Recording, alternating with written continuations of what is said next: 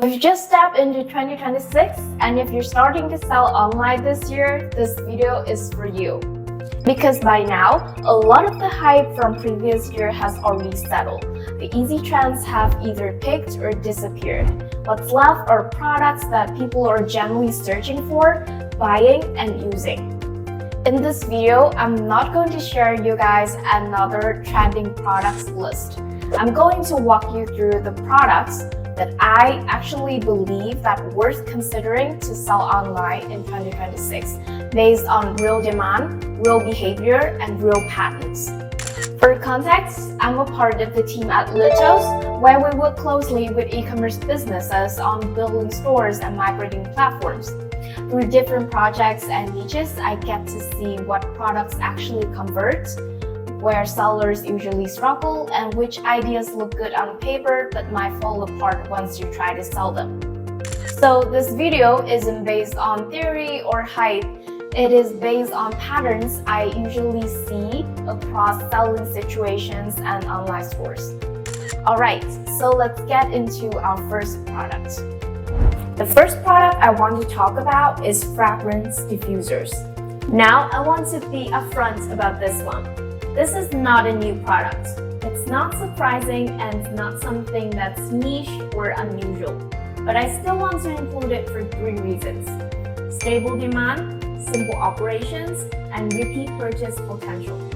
First, if you look at Google search data, keywords like fragrance diffuser, home fragrance, and essential oil diffuser have stayed at a consistently high level for the past 2 years. This shows that demand hasn't disappeared, and it hasn't been driven by short-term hype either. It's stable and predictable. For new store owners, this is a big advantage. You're not trying to educate the market or convince people they need something new. You're selling into an existing behavior. Most customers has already understand what a diffuser does and why they want one. In addition, this category is quite straightforward to operate. The hardware is easy to source, shipping costs are manageable, logistics are simple, and there's no sizing or complex setup involved. Also, while the diffuser is a one-time purchase, scent isn't. Once people start using fragrance at home, they tend to keep buying oils, switching scents, and purchasing refills. You can easily build repeat sales around that instead of relying on a one-off product.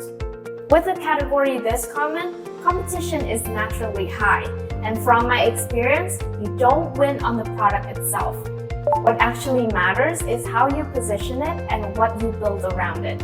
Sell use case, sleep, focus, pet-friendly homes, or work-from-home setups. Same product, but a very different reason to buy.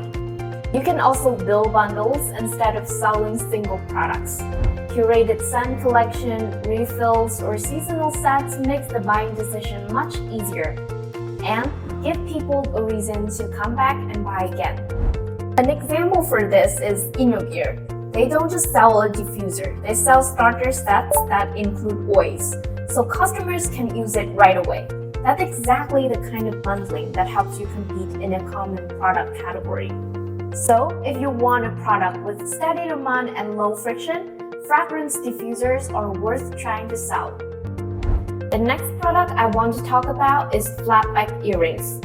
This one might sound simple at first, but the reasons why we chose it are quite interesting. First, the demand is stable. When you look at the data on Google Trends, you'll see that searches for flatback earrings have stayed consistent and gradually increased year over year. There's no sharp spikes here. That usually means people already understand the product and are actively looking for it, which makes selling online much easier. But more importantly, this category makes sense as a business. The barrier to entry is relatively low. Flatback earrings are easy to source, and they don't require complex manufacturing and involve regulations like beauty and health devices. That lowers the upfront risk for new sellers. At the same time, low unit cost gives you control over pricing instead of forcing yourself into a price war. You can set the price based on how you position the product, whether it is better materials, thoughtful packaging, added service, or even guarantee and after-sale support. A good example of this is Steps. They work with a very simple product at its core, which keeps sourcing and operations straightforward. At the same time, they price based on design, comfort, and everyday use, not just material costs.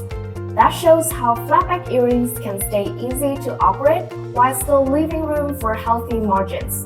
If you want to sell flatback earrings, my advice is to avoid completely the jewelry section. Instead, narrow it down into a very specific everyday problem. Sleeping comfortably, long work days, or people with multiple piercings.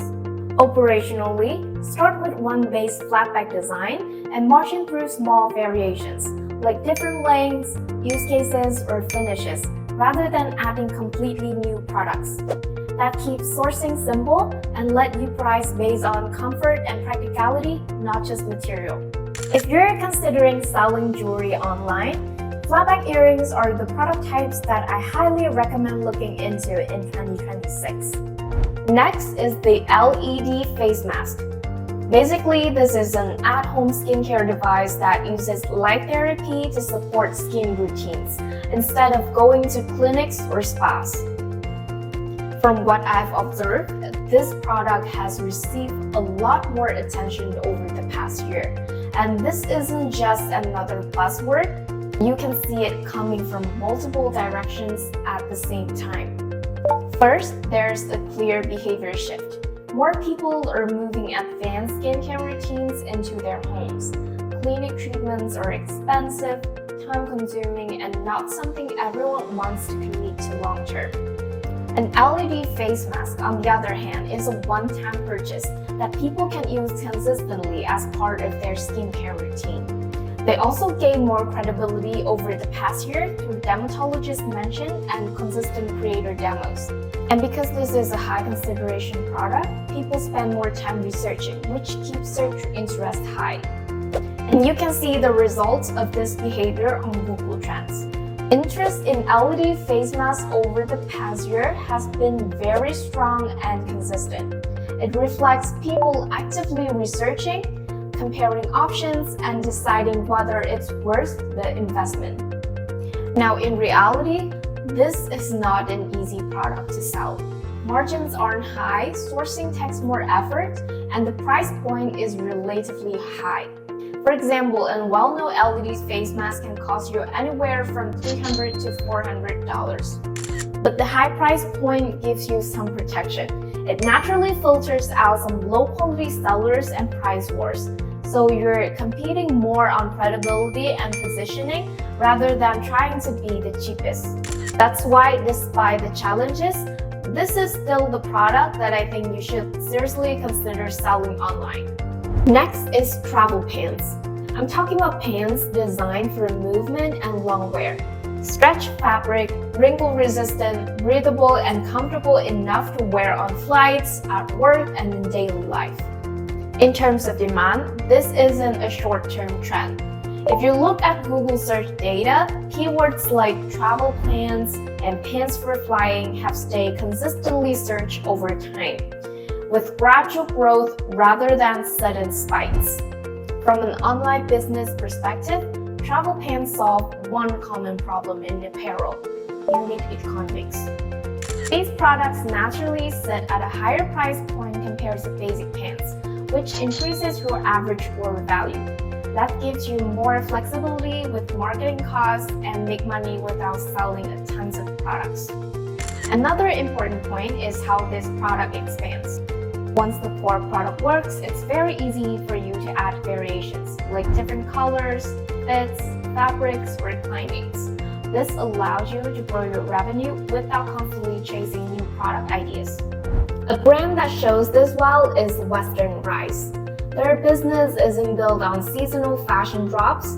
It's built on a small, focused product range that keeps expanding around the same use case. That's a very sustainable way to run an online apparel business. So looking ahead in 2026, travel pants make sense because it fits directly into how people live now. One product, multiple situation, clear intent. If you position them around function and daily use instead of fashion, this is a category can work for online selling. Last but not least, we have electrolyte powder. Health supplements as a category will always have demand, but what makes electrolyte powder interesting right now is how it fits into everybody's daily routines. In simple terms, people use it to support hydration. They mix it with water after workouts, during travel, when they feel low on energy, or even just to stay hydrated throughout the day. If you look at Google Trends over the past few years, you can see that search interest has been steadily going up and staying higher than before. Even after short spikes, interest doesn't drop back down. That usually means people are actually adopting it long term, not just following a quick trend. Now here's where a lot of new sellers get this category wrong. Electrolyte powder is not a product you win by being the cheapest or selling better ingredients on paper. What actually drives conversion is clarity and positioning. Who it's for, when to use it, and how it fits into their routines. Brands like LMNT or Liquid IV don't just sell electrolytes, they sell a use case.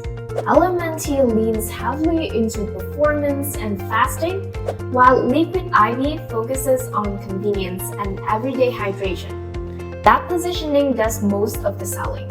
Another important point is format.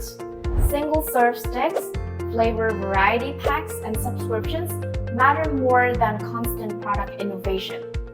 People want something that's easy to use and reorder once it becomes part of their routines.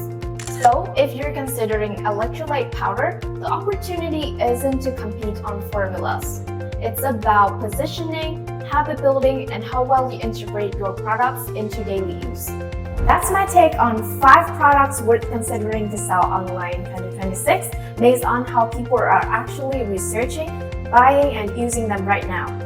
If you're just getting started, don't feel the need to pick the perfect product. Be more realistic and think about things like how easy it is to source, how clearly you can explain the value online, and whether you can compete in this category or not. One product executed well is way better than chasing 5 trends at once. I'll be sharing a lot more content around online selling and e-commerce, like product ideas, examples, and practical breakdowns. Subscribe for more videos like this, and comment down below which product caught your attention the most. We'll see each other in our next one.